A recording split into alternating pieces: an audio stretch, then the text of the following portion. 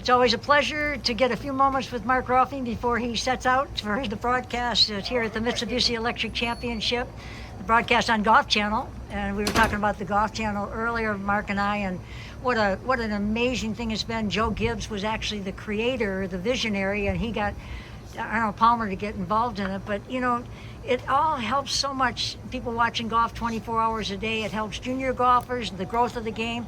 Let's talk about the growth of the game these last few years, particularly junior golf, and specifically here on the Big Island, not just the Big Island of Hawaii, but across Hawaii. The Hawaii State Junior Golf Association created Greg Nichols, Bea Porter King, who had played on the LPGA, lives in Kauai, and when she retired realized all these individual junior programs need an umbrella program. So she started one for across the state, and what an amazing success it's been. Michelle, we came up in that, and now it's combined with the First Tee.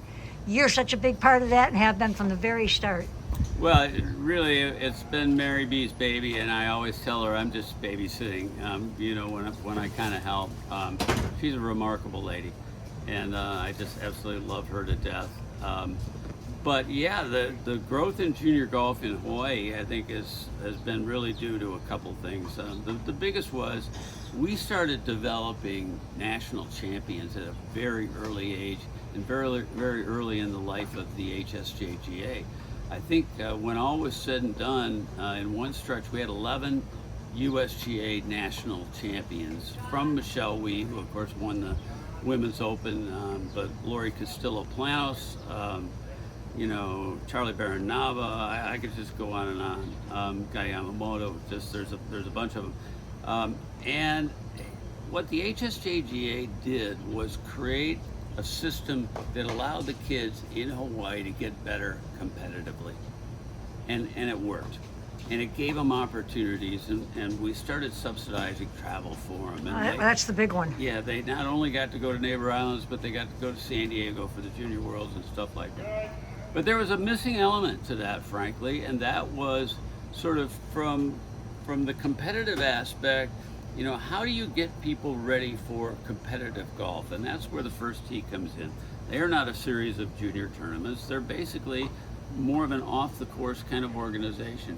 And so a couple years ago, right when the pandemic started, I was involved in a discussion with the PGA Tour, who was a big part of the First Tee. Greg McLaughlin, who was the president of the Champions Tour here. I love Greg. And also the head of the Tiger Woods. And where I met Greg was at the Riviera when Tiger played as an amateur. And I was new press, and Greg was kind of looking after me. Oh, wow. He said, you got to go out to the 10th tee right now. This young kid who's an amateur is out there playing as an amateur. See this kid, yeah. And it was Tiger and Greg. I mean, those are, like, talk about mentors or people that are good to you. Yeah. So he heads up the First Tee nationally then? He does. And, okay. You know, basically the First Tee is an off-the-course kind of program, and it teaches kids life skills. And out here in Hawaii, it really made sense for those two organizations to kind of come together and become one. So we did that about a year and a half ago, and we have one board now. Mary B is the president, and it's really been incredibly successful. If you think about the pandemic and the challenges that we have faced, it's just remarkable to me that the game's been able to grow during that time. Golf is in a really good place right now. And the junior golf aspect of it, I just can't tell you or emphasize enough how important it is, because those are the golfers and the customers of the game, you know, for the future. Yeah. The great thing about golf is you can play your entire life. So these kids now that are coming up through our programs are going to be playing golf here in the islands for the next 60 years. It's Mark Rolfing we're talking with, NBC Golf Channel, and longtime friend and mentor, talking about the junior golf program that he's been so supportive of forever, as well as the Champions Tour, talking about the Champions Tour out here at the Mitsubishi Electric Championship. Big Island Junior Golf is one of the beneficiaries of monies raised here. Yeah. And that's really a good one. And I also want to make mention that years ago, the Waikoloa Beach Resort, before everything got so busy, they had a wonderful junior program, which is kind of what you're talking about, a little feeder program for people to kind of learn the basics. I learned in junior golf, and only recently I realized that the person I learned from was Pat Devaney, and her grandfather was Wilford Reed. Wow. I just figured that out when I saw a movie and he was in it. I never knew what he did. I met him, but I didn't realize it. But without that junior golf program I had, or these kind of junior programs, I think you're so right that people don't all want to go on to competitive golf. But even if they get the skills, the sportsmanship, the making friends, knowing the game, and then when they get older, they got the game. They're not trying to learn it from the start. All you have to do is look at me, because I thought I was going to be the next Jack Nicklaus for about 3 years back in the 70s, and I quickly played my way off the tour, by not being nearly as good as I thought I was. Yet, all the good things that have happened to me in my life have been because of the game of golf. And people should look at it that way. Very, very few people are ever going to make it onto the PGA Tour or the LPGA. So, just get involved in the game if you can. I'm going to give you a little news scoop here, Emily. Our organization, the HSJGA and First Tee, are going to be moving our headquarters to the island of Oahu. We are going to set up a camp at Aloha Golf Course. Wonderful. Which used to be the world's busiest golf course. It's not that anymore, but I think we can really add to the experience out there. Absolutely. Our vision is to make it the home of Hawaii golf again. And I think we'll be able to raise much more money being headquartered on that island. We'll be able to service a lot more kids. Oahu has the majority of the population in the islands, obviously, but because of that, we'll be able to generate more money and be able to give more money to places like the Big Island for their junior golf programs, and Maui and Kauai. So it's going to be, we're actually not going to announce that till February 1st, but you're getting it here first. All right. I love having the scoop. We're moving into Aloha. And one other thing to comment about is that for 25 years, every year on the Monday before this Mitsubishi Electric Championship, up at Nanea Golf Course is a very exclusive and lots of money raised for the Hawaii State Junior Golf Association. You've always been a great MC for that.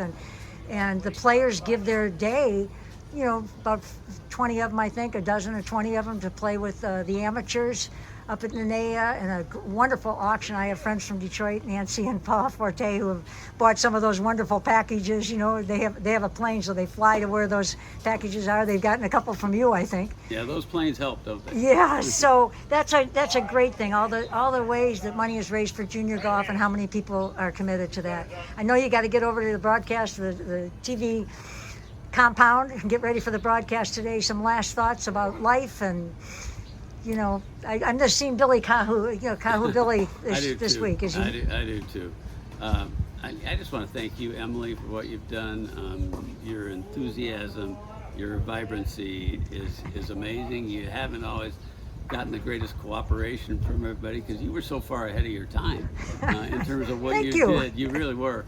But to still be here with you today after all these years is amazing to me. It's something I look forward to every year. And if I don't see Emily and can't sit down and talk story with her, then something's wrong. So we're going to book it right here, same table next year. I always like to say life happens in between all those plans you make. And That's right. I talked to everyone, the media gentleman this year, Connor Stange, and everybody, Dave Senko, all the way back, are people who fell into the game by, it wasn't what they studied to do, but they became interns or volunteers, whatever, and they moved into jobs that they absolutely adored with the PGA. And for me, all the people that initially are like, what's she trying to do, but overall, the way people have let me kind of do it my way, break a few rules here and there, and it's really been wonderful. So I thank you, Mark.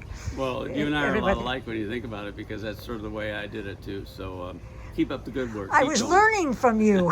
I'm watching all the time to see what I can get away with. Thanks, Mark. Much love and aloha to you and Debbie. Aloha. Aloha. It's the Emily T. Gail Talk Story Show.